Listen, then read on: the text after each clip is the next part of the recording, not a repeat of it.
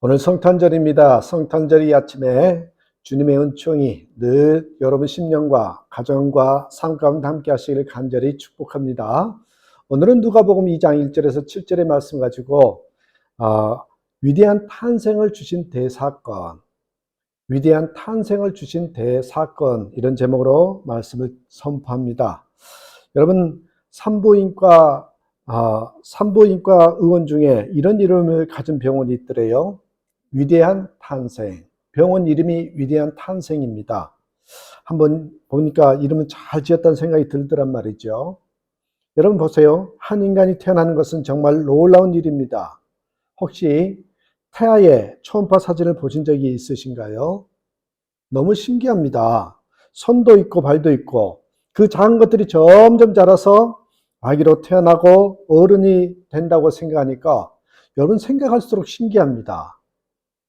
창조주 하나님, 그 하나님의 놀라운 능력으로 참으로 이렇게 되었구나 생각하니 저절로 감탄이 되더란 말입니다. 한마디로 성경 표현으로 말하면 식목막측, 이 식묘막측 그 자체입니다. 우주 만물의 창조도 신비롭지만 그 중에서 만물의 연장이라고 하는 인간의 출생은 정말 신비롭습니다. 위대한 탄생이라 아니할 수 없습니다. 그런데 그보다 더 위대한 탄생, 유일무이하게 가장 위대한 탄생이 있습니다. 그것은 바로 예수 그리스도의 탄생입니다. 보통의 인간이 아니라 하나님의 아들이 인간으로 오신 것이죠. 그래서 우리는 모든 인간의 탄생과 구별해서 성탄이라고 부릅니다. 그래서 성탄은 인류 역사를 BC와 AD로 이렇게 나눈 대사건이 된 것이죠. 우리말로는 기원 전, 기원 후 이렇게 표현을 합니다만 사실은 잘못된 용어입니다. 정확한 용어는요, 주 전, 주 후. 주님이 오시기 전, 주님이 오신 후. 주전과 주후로 구별을 해야 정확하게 맞습니다. 그런데 놀라운 일이 또 있습니다. 그 모습이 너무 초라했다는 것이지요.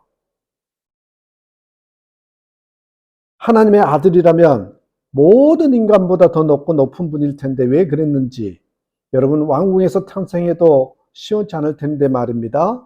그런데 예수님의 탄생이 가장 초라한 탄생이었다라는 것입니다. 오늘 본문을 보십시오. 성탄의 이야기가 아주 팩트로 사실적으로 기록되어 있습니다. 그때는 로마 제국시대였습니다. 가이사 아우구스토가 황제였던 시기에 호정령이 내려집니다.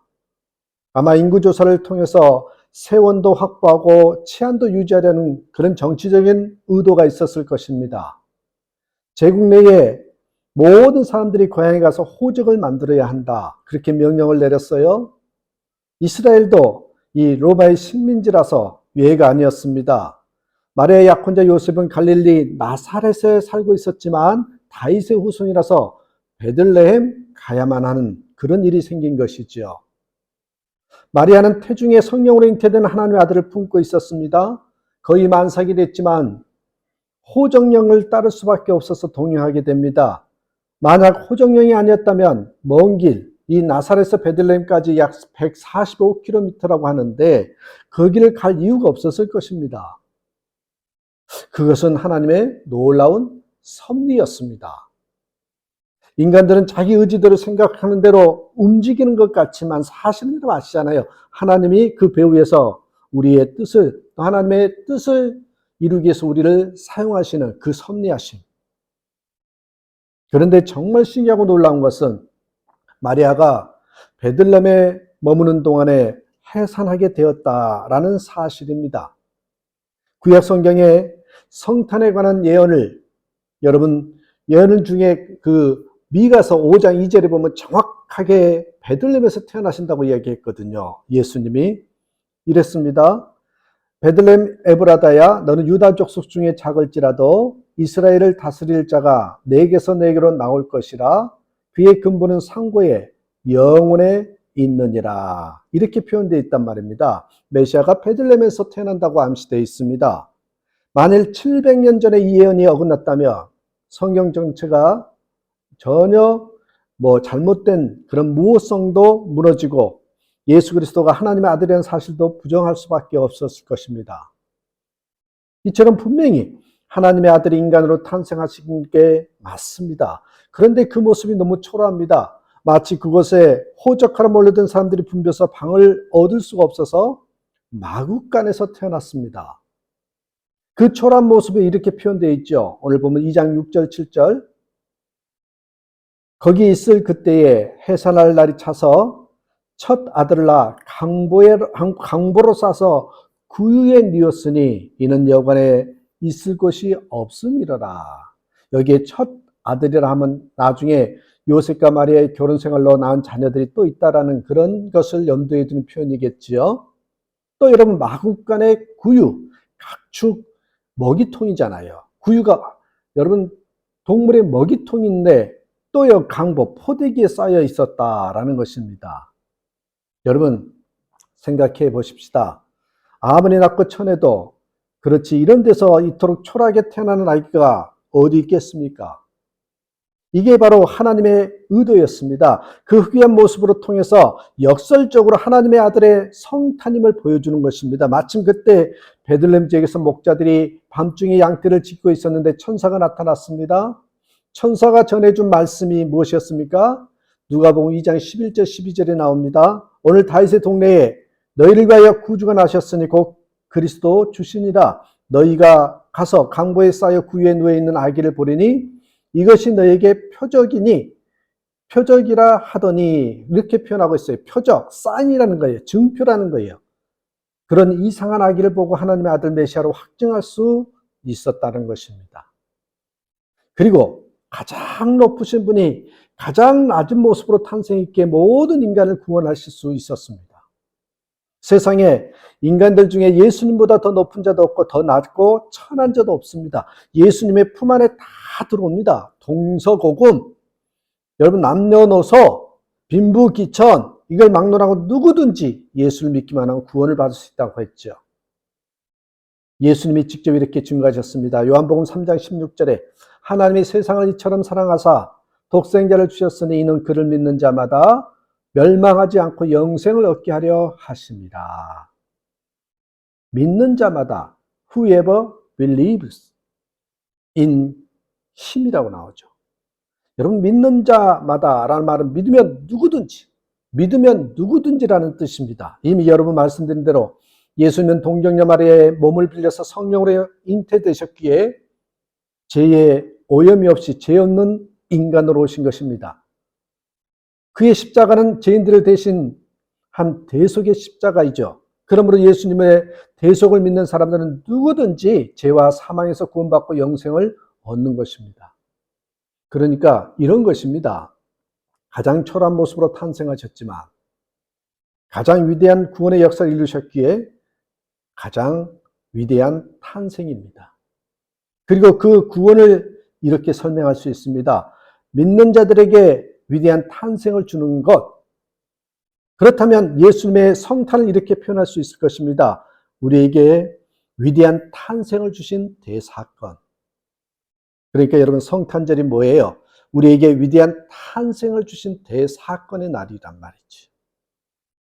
이런 사실을 가리켜서 사도 요한은 뭐래요?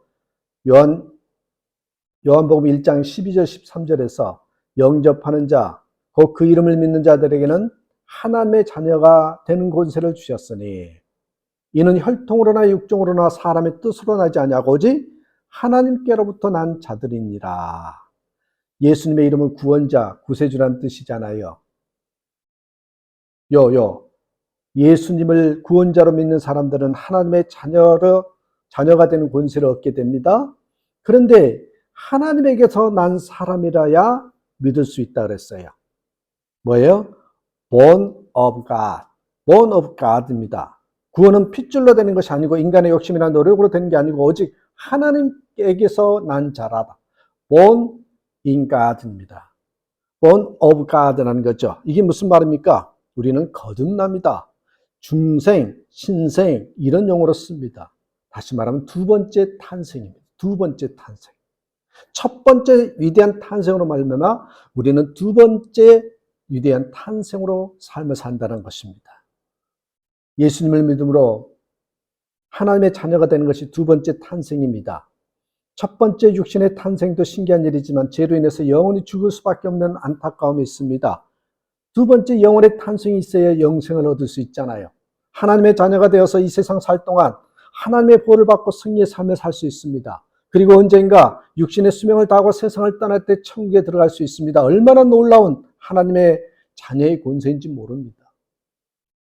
예수님의 성탄으로 이런 놀라운 구원, 육신의 탄생과 비교할 수 없는 영혼의 위대한 탄생이 시작된 것입니다. 성탄절은 우리에게 이렇게 귀한 위대한 사건이라는 거죠. 그러므로 여러분 믿음으로 하나님의 자녀가 된 것에 대해서 자부심을 가지시길 바랍니다. 가장 존귀한 인생이 된 것입니다. 세상의 그 어떤 고난이나 환난도 하나님의 자녀된 우리에게서 영생을 빼앗아갈 수 없습니다. 그리고 천국에 들어가는 것을 방해할 수 없습니다. 우리는 반드시 승리합니다. 예수님께서 이렇게 말씀하셨습니다. 요한복음 16장 33절에 이것을 너희에게 이르는 것은 너희로 내 안에서 평안을 누리게 하려 함이라. 세상에서는 너희가 환난을 당하라. 다함되라. 너희가 세상을 이기었노라. 그리고 이런 말씀도 아시죠? 요한복음 14장 2절 3절 내 아버지 집에 거할 곳이 많도다. 그렇지 않으면 너희에게 일렀으리라. 내가 너희를 위하여 거처를 예비하러 가노니 가서 너희를 위하여 거처를 예비하면 내가 다시 와서 너희를 내게로 영접하여 나 있는 곳에 너희도 있게 하리라. 예수님은 마구간 구유에 태어나셨지만 우리에게는 천국의 큰 방, 맨션을 준비해 주신다라는 겁니다. 여러분 어떻습니까? 예수님이 동정녀 마리아에게 성령으로 잉태된 그래서 탄생한 하나님의 아들이심을 믿습니까? 예수님의 십자가에 못 박혀 죽으신 것은 나와 그 모든 사람의 죄를 대신한 대속의 십자가임을 여러분 믿습니까? 아멘인가요? 그렇다면 이미 성령으로 거듭난 위대한 탄생의 주인공임을 믿으시길 바랍니다. 자부심을 갖고 살아가시길 바랍니다. 혹시 세상 살면서 온갖 고난에 봉착한다 해도 결코 낙심하지 마십시오. 예수님이 승리를 보장해 주십니다. 여러분 루돌프 사슴코 잘 아시죠? 루돌프 사슴코는 그러면서 캐롤송으로 나와 있는 크리스마스 캐롤로 유명하지만 본래는 동화입니다. 동화. 그 원작자는 로버트 L. 메이라는 사람인데요. 그가 1939년에 그 책을 처음 발간했습니다. 그는 본래 사업을 했는데 실패한 후에 백화점에서 일하게 됩니다. 그가 담당했던 일이 뭐냐면 판촉물로 무료 동화책을 만들어서 고객들에게 제공하는 것이었습니다. 아내는 암투병 중이고 생활고에 시달렸습니다. 늘 혼자 있는 딸이 가여워서 자작 동화를 쓰게 됩니다. 안타깝게도 아내는 결국 사망했고 우여곡절 끝에 동화책으로 탄생합니다. 고객들에게 나눠주기 시작했는데 이게요 대박이 난 겁니다. 초판이 240만 부나 팔렸다니까 대단하죠. 나중에 팔린 것을 합치면 600만 부에 달했다고 합니다. 그 스토리를 잘 아실 겁니다. 산타클로스가 크리스마스 이브에 썰매를 운행해야 하는데 안개가 짙어 끼어 있고 짙게 끼어 있어서 고민인 겁니다. 누굴 앞세우나 고민하다가 평소 코가 빨갛고 빛이 나서 놀림을 당하던 루돌프에게 썰매를 끌라고 말을 합니다. 처음에는 다른 술록들, 우리말로는 사슴이라고 번역되어 있지만 사실은 술록이 맞습니다. 다른 술록들도 반대하는 데다가 자신도 없어 주저했지만 용기를 냈고 결국 거뜬히 해냅니다. 그 일을 계기로 술록들에게 인정을 받게 되죠. 루돌프는 작가 로버트 L. 메이를 암시합니다. 그는 늘 실패자의 모습으로 열등감 속에 살아갔지만 예수님을 의지하여 용기를 낼 수 있었고 마침내 승리한 것이죠. 낮고 천한 모습으로 오신 예수님은 아무리 낮고 천하고 소외된 사람이라도 무시하지 않고 찾아가십니다. 나 같은 죄인을 위해서 인간으로 오신 하나님의 아들. 예수님은 가장 초라한 모습으로 오셨습니다. 그러나 가장 위대한 탄생이었습니다. 왜냐하면 하나님의 아들이시기도 하지만 무엇보다 내 영혼을 거듭나게 하시고 믿게 하심으로 두 번째 영혼의 탄생을 주신 분이기 때문입니다. 그 은혜로 나도 위대한 탄생의 주인공이 됐습니다. 아무쪼록 이 성탄의 은혜로 하나님의 자녀여 천국의 백성이 된 특권을 확신하면서요, 이 세상에서도 승리하시고 장차 저 천국에 들어가는 저와 여러분의 삶이 되기를 다시 한번 주님의 이름으로 축복합니다. 기도합니다.